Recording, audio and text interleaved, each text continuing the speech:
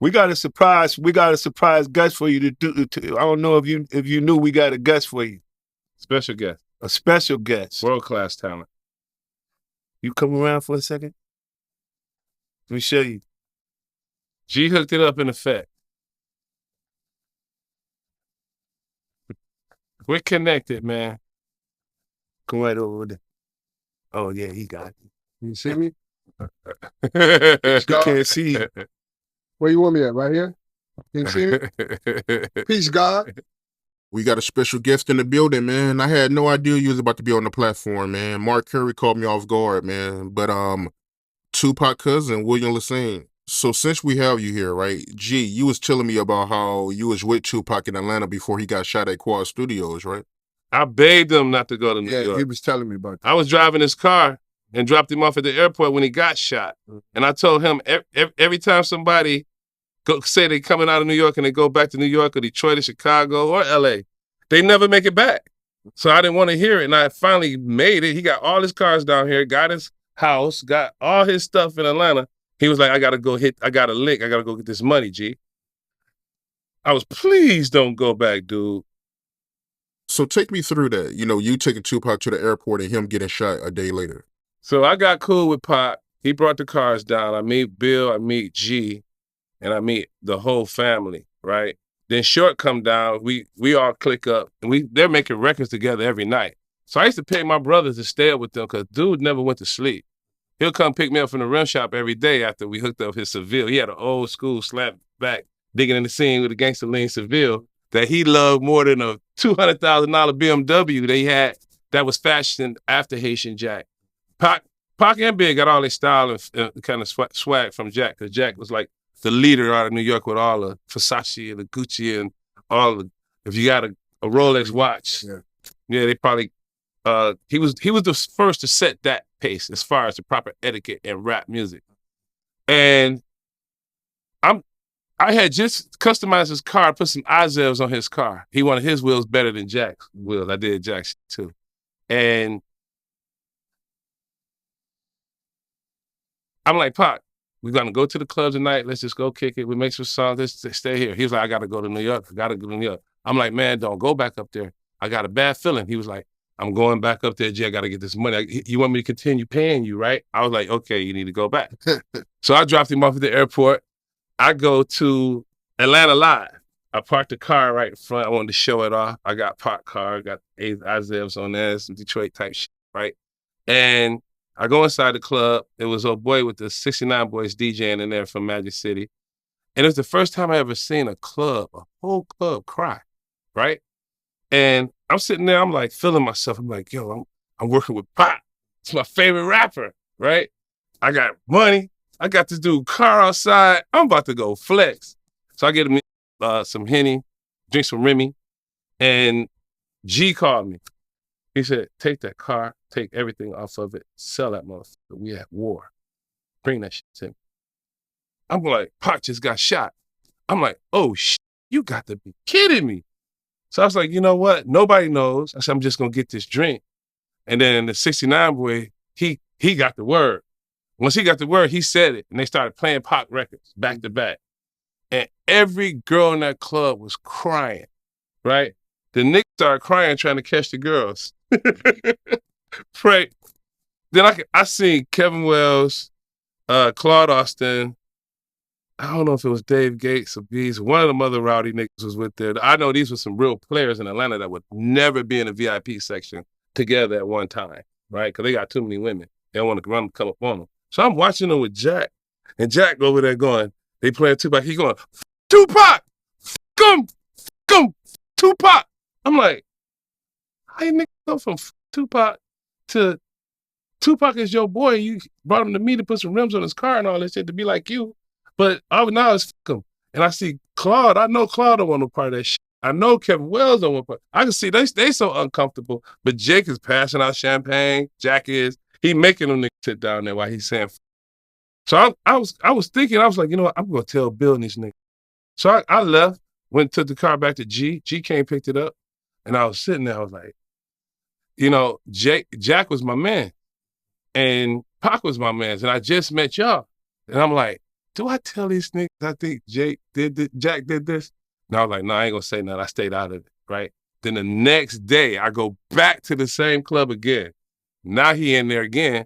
Well, all the jewelry Tupac had on except managed to watch that he had on when I dropped him off at the airport, the necklace.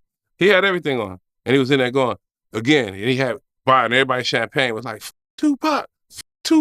But then everybody, they was playing his music like, you, nigga. He had the wrong post.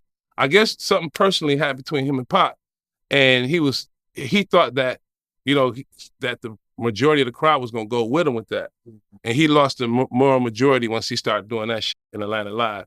And then I was like, I called you. I was like, look, I just seen this nigga here with the jury on. And it was like, no, somebody already called us and told us. These guys are so powerful. They had all seeing eyes. They are the Black Panther Party. They are a movement. They were a movement. Pac was everything you seen that the Black Panther Party was in one person. Every dope member, every franchise of that organization was all into one person.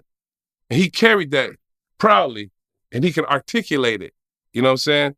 So when I told him, I said, I seen him that it was dude, and I started digging in and doing my research, and everybody thought it was over some squabbles because I found out that Tyson had called Pac.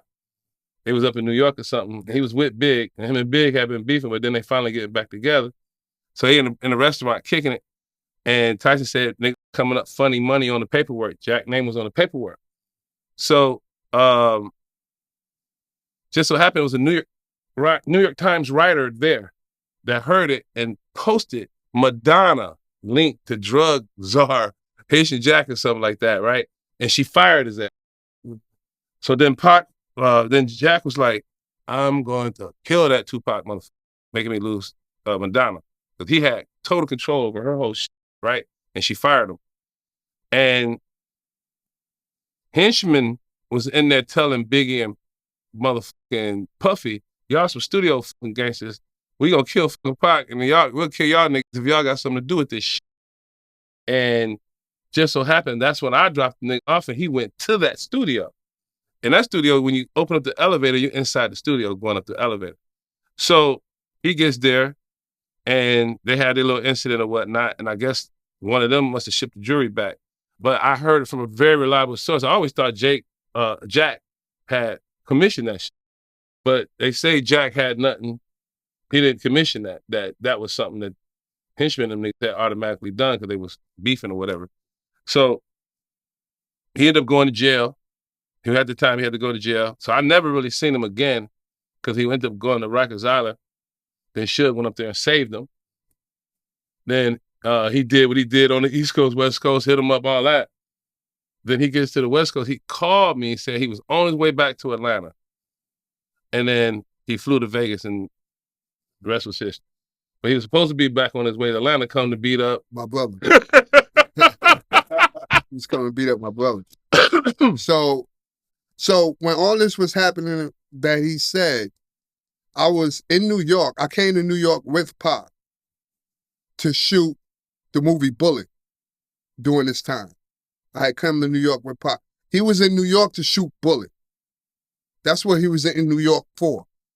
But it had happened that there was an opportunity for him to make some extra money in the studio session with Lil Sean and them, right? The bad thing about that was that I wasn't present for none of that because when I got to New York, about a day or two later, I ended up going to jail. I said this on my interview on the Art of Dialogue. I told that story where I ended up going to jail maybe a day or two before Pac gets shot in New York. So I have no idea of what was going on in that time span from when I went to jail to when Pac gets shot, because I'm in jail. It wasn't until after Pac gets shot that I find out in jail, in the same place that I'm at, who shot him. I found out who shot him in jail. But what he's talking about, I wasn't there. So I don't know, what took place on the communications between him and G, because I was already locked up when Pac got shot. Right. Yeah, that's crazy, man. So you seen Haitian Jack wearing Tupac jewelry after Tupac got shot at Quad. Not a couple of days, the next day. Yeah. And Greg was the first one to tell me that. I didn't even, I never heard that before, didn't know anything about that. But then again, like I said, I was in jail. You know, I was in jail, so I don't know what transpired. I don't know what happened, but it's interesting to know that that was Jack's position when my cousin got shot, although Jack wasn't in the studio when Pac got shot. He wasn't at the studio. You know what I'm saying? So Jack loved Tupac. And Henchman them did that shit out of love for Jack. Cause they knew how bad he wanted to be down. Cause he needed to be clean money with Madonna. And you know, that's like the ultimate pimping nigga got off of Madonna. It's from the streets. It's coming out of New York, right? Right. So but Henchman them did an unofficial situation. And I guess it had to maybe to do with the fact that dude might have paid him. Who, Jack? Henchman might have paid, Puff might have paid Henchman or some shit. I don't know, man, because It's not looking good, bro. because so I used to go visit Pac. When I came home from jail, when Pac went up north, I used to go visit him every month while he was up north. That was my job, go visit him, right?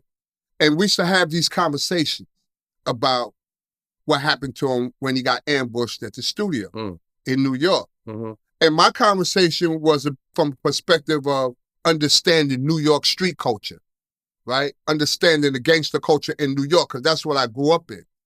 And where I came from was that I doubt because Pac speculated, he was thinking that it was Biggie and Puffy that had something to do with it. That's what he was thinking. And that Jack set it up through Biggie and Puffy or whatever, or how. But what I was thinking was, no, it wouldn't have happened like that because the nigga that shot Pac was truly gangster. Big and Puff at that time was not Studio gangster. they weren't thorough street proven gangsters like that. But if he wrote a check for $1 million on Pac, Puff is a gangster. Yeah, now I can see that part, but at the time I got 10,000 on the nigga head, but $1 million, boy, you really. But it wasn't no money on his head at that time. Oh, you said $2 million. Yeah, $2 million. That's later. That's like when he's at death row. So that was the Madonna situation then that caused that at the studio. Crowd. Yeah, right. Yeah. So Pac, he put the ticket on his head after? After, yeah. That's in when he's at death row. Oh no shit. Yeah, that's when he's at death row. In New York, it was about Pac saying greasy shit. He was saying crazy shit about Jack and Madonna. Well, no, from where I get it, it was Pac and Madonna was together. He was Madonna. He was, yeah. He took it from Jack. Jack was mad. They was together. They was together. So they was together, and the reporter from the New York Times or from a magazine or whatever asked Pac, where are your hanger-ons? He called Jack a hanger-on. That's what, for real? Yeah, he called Jack, he said, where are your hanger-ons? Or some crazy. Hey. And Pac was like, Jack would kill that mother so fast. Yeah, but Pac was like, he said something to the effect that, I don't mess with him, he's this and he's that. Or he called him a hanger-on or something, but it was disparaging. It was disparaging towards Jack. And he was offended when he read about it in the newspaper. And that's what we believe caused that ambush in New York. That's what we believe caused the ambush. Yeah. The Madonna situation. The Madonna. Always over a white bitch. Yeah. That's what we believe. But it does make sense now, because I was wondering why was Haitian Jack wearing Tupac jewelry. Now it makes sense now. You saying that Jimmy Henchman, he did it out of love for Haitian Jack. But see, to take it even further, right? That has been confirmed by Jack himself. He didn't say Jimmy Henchman. Yeah, you're right. He did say that. He said someone did it out of love for him. Out of love for him, they was, they love him. Jack. There was a battery placed in their back, and they went on as lone wolves to do my cousin in. You feel Yeah, me? because the gangsters, they gonna all try to fight for more power, to get one up when they know he got done wrong, even though he still didn't care. But they still, a young nigga gonna go ahead and try to take him out of here just to get some some get credit. a strike. Yeah, get the stripes up. Yeah. I get it. And that makes sense to me because I know how that culture is. Like that's how the culture transpires, you know. Young people, they look up to a guy like Jack because Jack was a bad dude back then. He was a player. And young people look up to somebody like that and know that he need work done. He'll be glad to do it. You know what I'm saying? Just to earn that stripe. You know, especially for a name like Pac, you know, a name like Pac. Brand name. You know, a major name. And also because they know dudes in New York knew Pac puts in work. They know Pac walks around with, man, in fact, when they was drawing on Pac was drawing on them. They had the guns to Pac's back. He was the perfect shot. He was a marksman. He practiced shooting every morning. And while the gun is on his back, he's pulling out his gun, trying to turn around and shot himself. Yeah. Well, that's what they say. I don't know that's true. Well, with that Glock, don't have no safety. So if you're grabbing it, yeah, it don't. Bop. I done so many Glocks them bust around us. Yeah, Pac. But see, I don't think Pac would even told us that if that was true. He wouldn't have told us. He shot himself.